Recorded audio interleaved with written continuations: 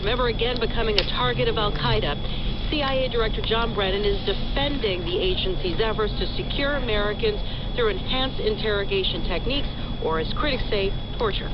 There were no easy answers. Whatever your views are on EITs, our nation, and in particular this agency, did a lot of things right during this difficult time to keep this country strong and secure.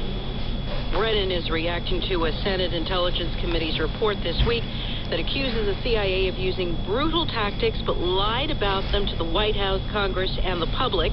The report says the methods used were ineffective in uncovering vital, life-saving intelligence. In an apparent effort to not antagonize China, Pope Francis won't meet with the Dalai Lama, who's in Rome, for a meeting of Nobel Peace Prize laureates. NPR's Sylvia Poggioli reports Francis has been trying to improve relations with Beijing, severed when the communists came to power in 1951.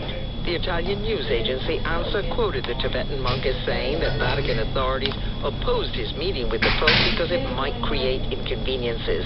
The Vatican spokesman would not confirm the report, but said a papal greeting would be sent to the Nobel laureates.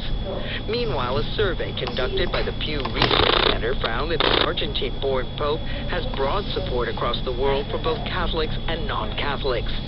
Francis, who was trying to rid the Catholic Church of an image some see as aloof and distant from its flock, has the highest favorable marks in Europe, 84%, 78% in the United States, and in his native continent, Latin America, 72%. Sylvia Poggioli, NPR News, Rome.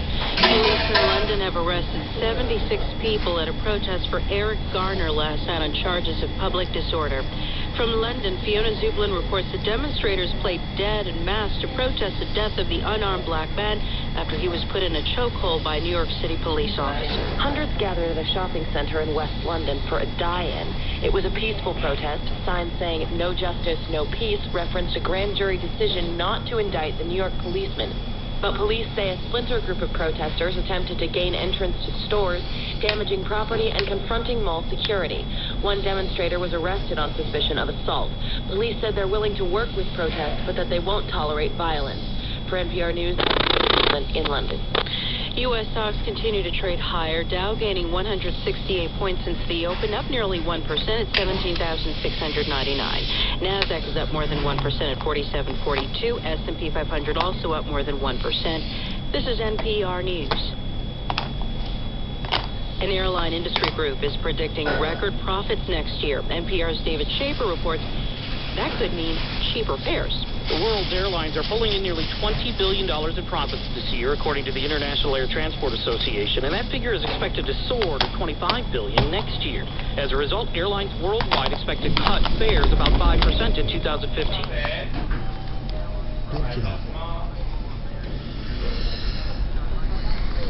Reinvesting profits.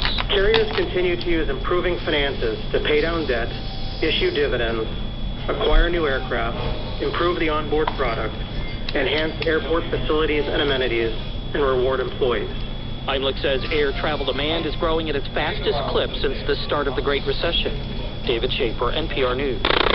Consumers who picked up clothes, spent time at a car dealership, or took advantage of cyber deals are credited with sending retail sales higher than expected last month.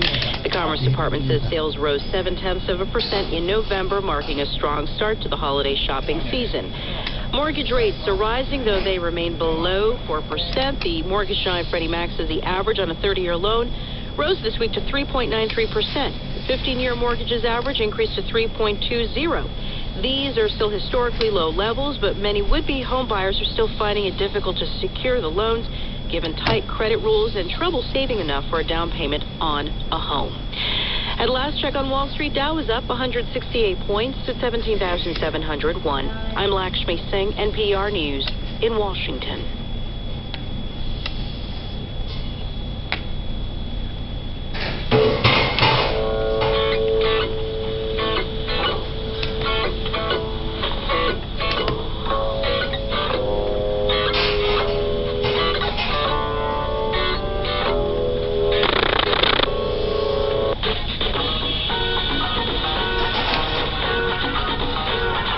NPR keeps you engaged. Stay with NPR wherever you are.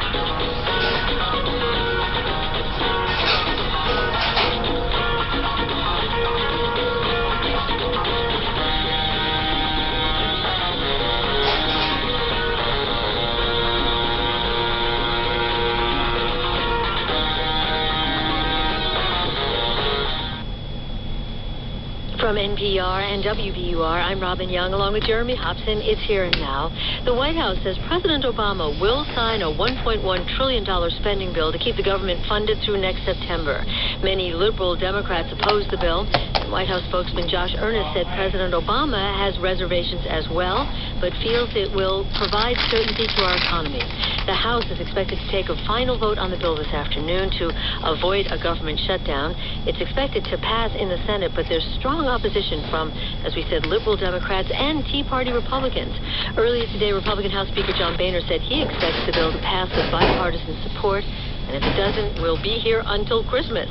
SV Date, an editor on NPR's Washington desk, is following this today. And SV Sharish, we understand there was a bit of a congressional Christmas miracle, I think they're calling it, on the House floor during an earlier vote. What happened?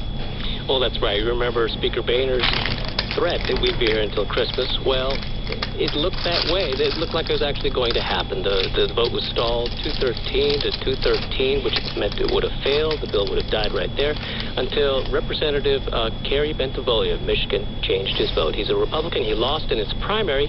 He's also a reindeer farmer from Michigan and likes to dress as Santa. So, call it cinematic, call it silly, but either way. Well, he went and cast that vote, which meant that a later vote today will happen on this bill. And so do you think that's going to pass? Well, I think earlier today I would have said almost certainly yes. I'm a little less sure now, given that test vote barely passing. But now the White House has actually weighed in on this. And so I think Dems who are thinking they need to send a message about where they stood on things, they may be a little less likely to vote no if they think that we actually might have a government shutdown as a consequence. And it would be blamed on them as opposed to the last one, which was blamed on largely Republicans. Well, let's talk about Democratic concerns. The push is being led by the Senator, Elizabeth Warren from Massachusetts, who's urging Democrats to vote against this bill because of proposed changes to campaign finance laws and a loosening of requirements for banks, these requirements that were brought under the Dodd-Frank bill. So remind us what each of those means. Right. It's the Dodd-Frank changes, actually, that are probably driving most of the opposition. Those involve allowing banks to get a little bit more risky in some of their derivatives that they can do while still being insured under the FDIC program. Now, a lot of this law was brought in, of course, after the financial crisis to prevent the kind of disaster that we had then.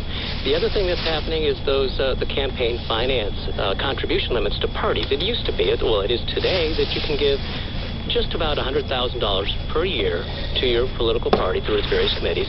This law would change that this bill, I should say, would change that to almost $800,000.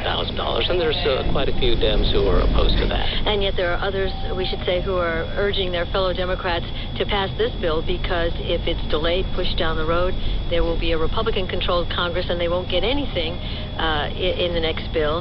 But why are Tea Party Republicans opposed to this spending bill? We know they wanted a measure to block President Obama's recent executive action on immigration. This is a spending bill, so they could have cut the funding for that.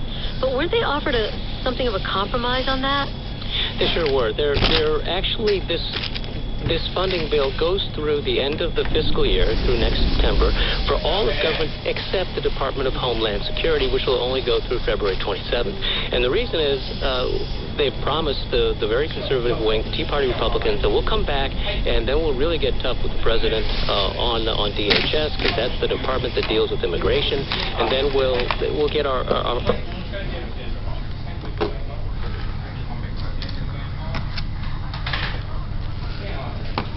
Democrats.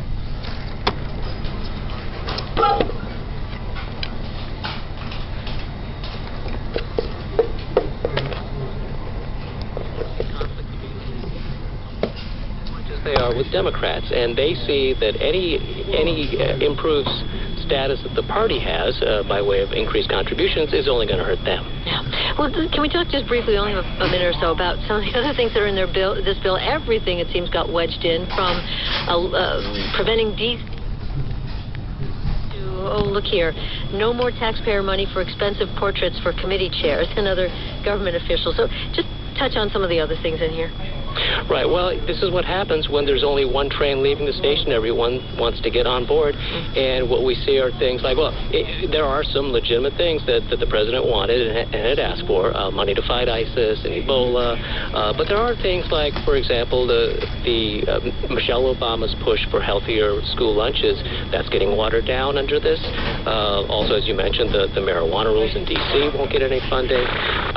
And also some trucking regulations that were about to go into effect. Those will be rolled back as well. Well, and the sage grouse may not be on the endangered species list if Republicans keep that measure in. They say it will be bad for business.